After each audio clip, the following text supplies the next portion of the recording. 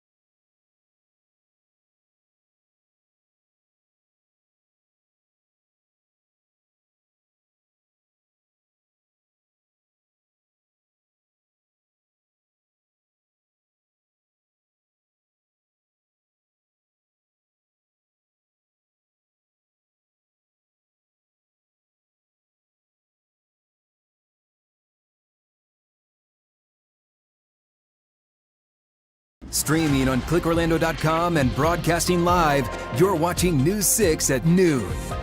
I think that the city is revitalizing, and I love to see that they're putting more security in place. Now at noon, more security in Daytona Beach. The vote happening tonight that could make that possible. Plus, to hear another child that you didn't give birth to say, "I'll see you later, Ma, I love you." a teen dead and another behind bars. What we're learning at noon from a new motion filed by the state. But we start with breaking news out of Kentucky. Governor Andy Beshear just declared a state of emergency to help those impacted by the deadly plane crash at Muhammad Ali International Airport in Louisville last night. Governor Beshear says at least 9 people are now confirmed dead, and he says he expects that number will grow by at least 1. The governor says the state likely will know how many have died and how many are still missing by later this afternoon. Beshear says 2 businesses were directly impacted by the crash. He spoke about the emergency relief fund the state is putting into place. Remember, the first thing that we pay for out of these funds are funerals, so that in a time of grief, nobody is worried about that. In Kentucky, we grieve together and we support one another. Donations will help pay for funerals and for response, recovery, and rebuilding. UPS says it is working with police on response efforts. Meantime, the FAA says the airport has reopened, but multiple taxiways remain closed. The NTSB is leading the investigation into the crash. And we are expecting to hear from the mayor of Louisville. He is about to take the podium to give an update on that plane crash. You can watch that press conference live on clickorlando.com, and you will see it right there at the top of the homepage. In Orange County, a motion was filed by the state against a teen accused of manslaughter in the death of another teen. The 15-year-old suspect is being charged as an adult. It all happened at Vote Maloon Park in Orlando last month. News 6's Mark Lehman is looking into the motion and bringing us the latest details. While in court, the state said they were prepared to present evidence supporting their motion to keep the suspect in jail. But now a new attorney is representing the 15-year-old, and he said more time is needed to argue for his release. So the defense is asking to continue the pretrial detention hearing. 15-year-old Ja'Cory Redding was not in court on Wednesday, but his new attorney was. The attorney convinced a judge to delay a discussion about if his client should remain behind bars while awaiting trial. Redding faces manslaughter charges and is now being tried as an adult in the shooting death of 16-year-old Pinion Dalmasy. According to Orange County deputies, Redding shot the victim on a basketball court hours after a confrontation in a hallway at Oak Ridge High School. Earlier in the day, that Ja'Cory had bumped into Pinion on school campus and had asked or told Pinion or told Jacory to apologize. He would not. Deputies say Redding ran back to Oak Ridge High and was found in the cafeteria with a gun in his backpack. In the motion for pretrial detention, prosecutors say Redding has a record of 39 discipline incidents with the Orange County School District, including 17 for physical altercations. The state arguing he should stay in jail because of that and his criminal history, which includes charges of grand theft of a motor vehicle, which he was out on bond for at the time of the shooting. As the defense is preparing for the now delayed hearing, Redding is expected in front of a judge Monday for an in-jail arraignment. The motion for pre-trial detention is expected to be addressed next Wednesday at 9 in the morning. In Orlando, Mark Lehman, News 6. Turning now to our weather, we are seeing a gorgeous shot. Man, that is beautiful from our live camera in Daytona Beach. A lot of sunshine out there. Chief Meteorologist Candace Campos is here pinpointing a warm up, but then we also have a cool down. Exactly, yeah. Roller coaster temperatures are certainly going to be the case throughout the next couple of days, Julie. But as of right now, the roller coaster part of the ride is going up. We're going to continue to warm things up. We're back into those mid-80s as we head to the weekend. So Cape Canaveral, here's another beautiful live look. Right now, we're holding at 79 degrees. The breeze isn't as strong as it has been, so no small craft advisories anymore in place. Sunset tonight will be early, still 5:37 this evening. Now, temperatures elsewhere around Central Florida, we are in the upper 70s to low 80s. So again, a nice day, still comfortable, although we are going to start noticing a little more humidity working its way back into the area. Nothing summer-like, but certainly not as comfortable as it has been. Right now, we are running between 2 and 7 degrees warmer this afternoon compared to yesterday. Into the 80s we go, but like Julie mentioned, we're talking about a big drop in temperatures. We'll have more on that coming up in just a few minutes. Candace, thank you. The government shutdown has now hit a record 36 days, and many people here are on edge as uncertainty remains about SNAP benefits. Even though nonprofits are working to feed people, demand has increased. Your Osceola County community correspondent Stephanie Rodriguez is at Hope Partnership with what the nonprofit is seeing and how the county plans to help them. I'm here at Hope Partnership in Osceola County. It's a place many people turn to when they're in need, and now even more people are looking to the organization to figure out what's next. I think we are seeing a lot of people who are very anxious. Founder and CEO of Hope Partnership, Reverend Mary Downey, tells me funding cuts coupled with the government shutdown have created uncertainty. What a lot of people don't understand is that the government shutdown affects a lot of our funding, not just SNAP benefits. Our HUD funding is currently in jeopardy as well. We don't know when the government's going to open back up, and so that means that we don't know what's next when it comes to how we're going to do a lot of our services. Adding SNAP onto that has led to increased calls for help. We're getting a lot of people calling just to ask, like, do you know if our benefits are going to be paid? After initial confusion following a post by President Trump on Truth Social yesterday, the White House said partial payments will go out this month, but it's still not known just when that could happen.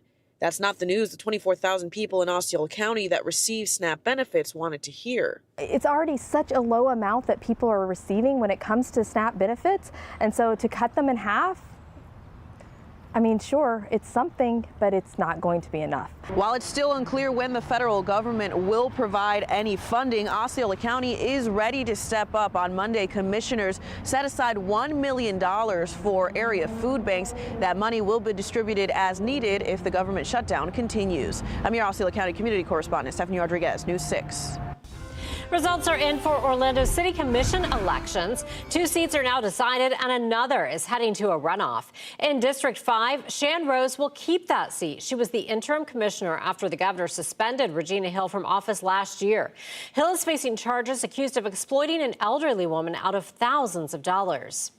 In District 3, the field of 5 candidates is now down to 2. Roger Chapin and Mira Tanna are headed for a runoff next month. Neither of them got 50% of the vote. That runoff is set for December 9th.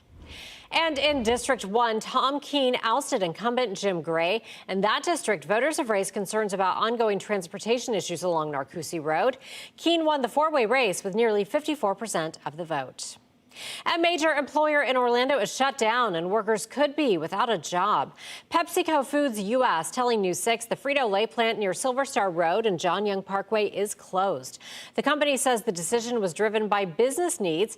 PepsiCo says workers will receive transition assistance, career support, and pay and benefits through the process. In a statement, PepsiCo called it a, quote, difficult decision that impacts both the site and the community. A security extension could soon be coming to Daytona Beach. Tonight, city leaders are expected to vote on bringing more unarmed patrols to heavily trafficked areas.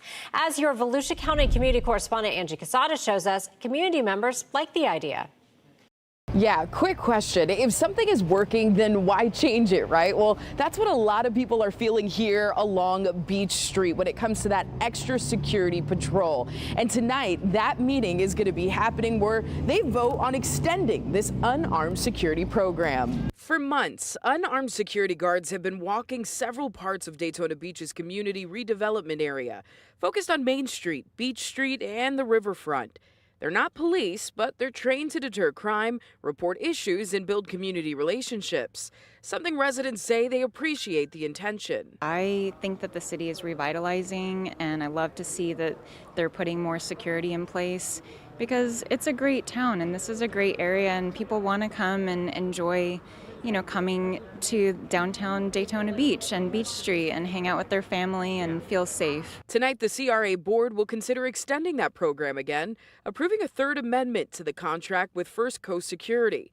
The city says the goal is to keep streets more walkable and family-friendly and support local businesses. Small businesses like the Kale Cafe that have been around for years. The more presence of security, we've seen a change. I was actually on, I think, maybe a pilot meeting to get the security officers down here, and that worked out really well. I'm in agreement with, just getting more foot traffic or, security. If approved, the contract would climb to $134,000 and keep the extra patrols going in the CRA area. So again, that meeting is at 6 o'clock tonight at City Hall. Of course, we'll bring you the latest from the meeting on air and over on clickorlando.com. Reporting in Daytona Beach, I'm your Volusia County community correspondent Angie Casada, News 6. It is a growing trend across the state of Florida. Kids hockey heating up. In the last 5 years alone, boys hockey has grown 48%, our youth boys. Girls has grown 63%. Coming up, how the Florida Panthers are helping bring the love of the game to younger generations. You're watching News 6 at noon. Here's a live look from our Mount Dora camera. We'll be right back. Introducing the new $25 million Gold Rush Multiplier Scratch-Off from the Florida Lottery.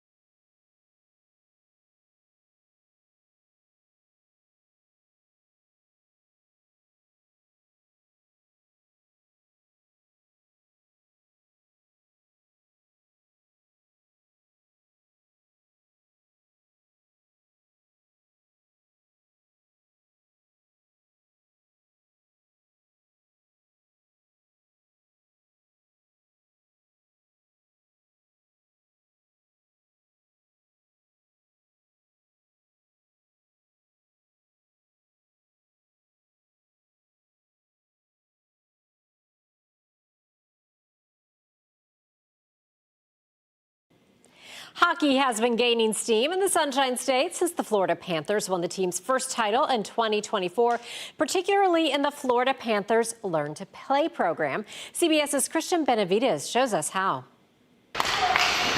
This hockey rink is not in Minnesota, Michigan, or Wisconsin. It may be the last place you think of when you think ice hockey. Florida. 14-year-old Leighton Baumel has been skating here for more than a decade. Lately, though, he's noticed more competition. Would you say that the number of kids that are now wanting to play hockey has grown? Oh, 1,000%. Since the Panthers won their first cup, totally. Everyone's starting to get more excited and more inspired to play. This year's NHL final was the 6th year in a row featuring a team from the Sunshine State. While Florida's sunny image puts it at odds with the traditional ice hockey hub, Matthew Janis with the Florida Panthers says the growth is undeniable, particularly in the team's Learn to Play program, aimed at introducing young people to the sport and breaking down the financial barriers. In the last 5 years alone, boys hockey's grown 48%, our youth boys. Girls has grown 63%. Here in South Florida, what people consider a non-hockey community, we have over 1,000 kids starting our game. I want your heads up, your sticks down. Jeffrey Baumel is Leighton's father and coach. I remember we couldn't field, there must have been 2 teams. Now you can field up to 6 teams for each division. We have the best of both worlds. We have palm trees and the Stanley Cup. You can't beat that. Who wants to shovel snow? The growth of youth leagues is something Washington Capitals player and Florida native Jacob Chikrin says would have allowed him to play at home longer. Obviously, the success of the team is going to have a big impact on the kids there. I think it's great to see the game growing in these non-traditional southern markets. Or as Leighton put it, I think it's really cool, and it's great that hockey's finally getting the respect it deserves. a sport that's found its footing on the ice in what some saw as an unlikely place. Christian Benavides, CBS News, Fort Lauderdale.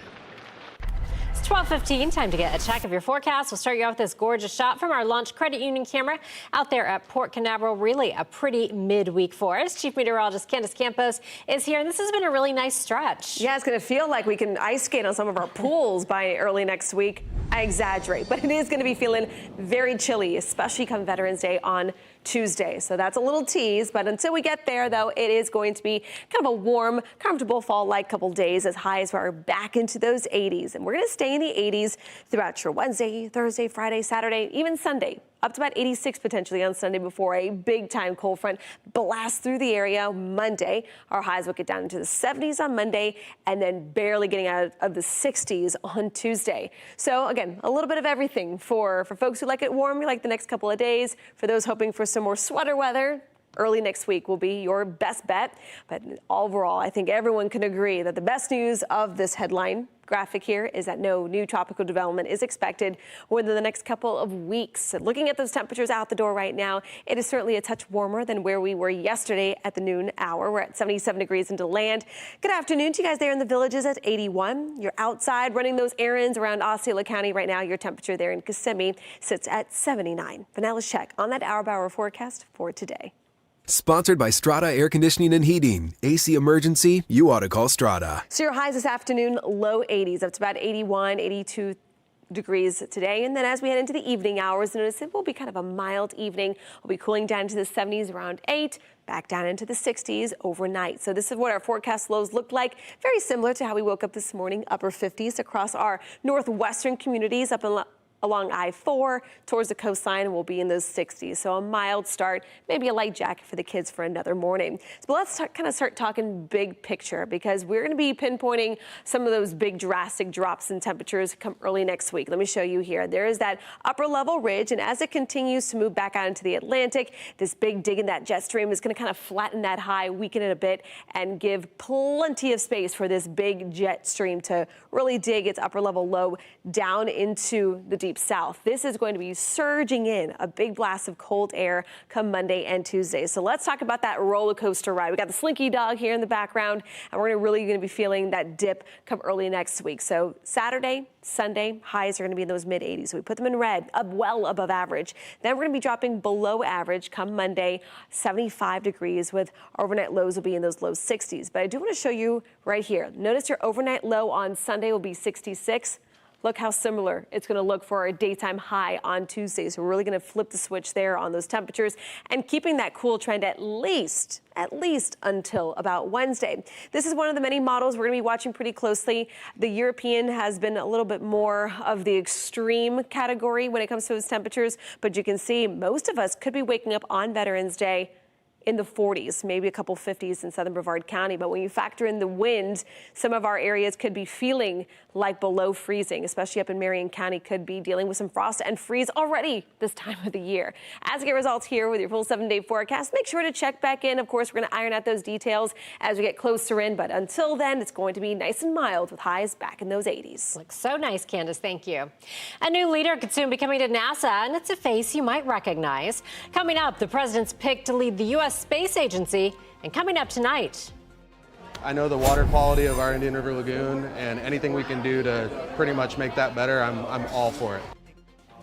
One man's trash is another man's treasure. How one group in Brevard County is turning restaurant waste into a future for the Indian River Lagoon. News 6's Paul Giorgio has that story tonight. Here's a look at downtown Orlando from our Light Orlando Delivering Hope Together camera. You're watching News 6 at noon. We'll be right back.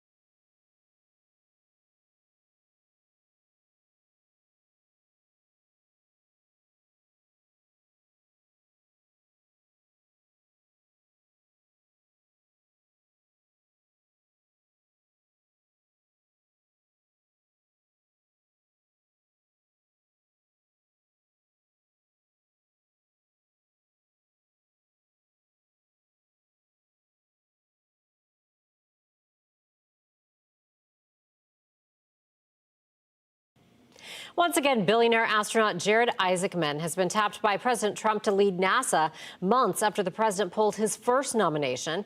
He originally made it all the way to a final Senate vote before the president pulled the nomination. Isaacman now promises to push NASA to make history, not just preserve it. The move signals Trump's push to speed up America's return to the moon and reignite the new space race. Check out our all-new primetime lineup on News 6 Plus. Matt and Ginger have a new take on the day's news on News 6 tonight. That's at 9. Then go in-depth on the weather with meteorologist Jonathan Kagas at 9:30. And you can watch the late news an hour earlier at 10. It is all tonight on News 6 Plus. Download our streaming app for free. Search WKMG in your smart TV's app store. It's also available on Roku, Apple TV, and Fire TV. Here's a live look for you over toward Camping World Stadium from our Light Orlando Delivering Hope Together camera. You're watching News 6 at noon. We'll be back in 3 minutes.